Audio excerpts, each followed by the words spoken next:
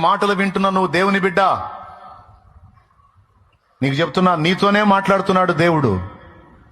నిన్ను కోల్పోయిన వాళ్ళు దరిద్రులు, నీలాంటి మంచి వ్యక్తి ఆదరణ కోల్పోయిన వాళ్ళు దరిద్రులు, శాపగ్రస్తులు. వాళ్ళు ఏడవాలి గాని నువ్వు ఏడవకూడదు. సస్తేగిస్తే వాళ్ళ కర్మకు వాళ్ళు చావాలి గాని నువ్వు చావకూడదు. ఇంకా చెప్పాలంటే వాళ్ళ బ్రతుకులు కూడా మార్పు చెంది వాళ్ళు తమ బ్రతుకును దిద్దుకున్నట్లు ఒక అవకాశం ఇవ్వమని వాళ్ళ కోసం నువ్వు ప్రార్థన చేయాలి. లేకపోతే వాళ్ళు శపించబడి శాపానికి అప్పగించబడి దారుణమైన పరిస్థితులకు వెళ్ళిపోతారు. నీ కళ్ళారా నువ్వు చూస్తుండగానే వాళ్ళ బతుకులు చిన్న భిన్నం అవుతాయి. అది నువ్వు కళ్ళారా చూస్తావు. ఎందుకంటే పాపం ఎప్పుడు కూడా మంచి రిజల్ట్ ఇవ్వదు. వంచన ఎప్పుడు, మోసం ఎప్పుడు కూడా మంచి ఫలితాలు ఇవ్వదు. పాపము ఎప్పుడు ఇచ్చినా దుష్ఫలితాలను ఇచ్చిద్ది. ఏ ఒక్క పాపం కూడా ఒక్క మంచి ఫలితాన్ని ఇచ్చినట్టు చరిత్రలో లేదు, ఉండబోదు. Download ShareChat.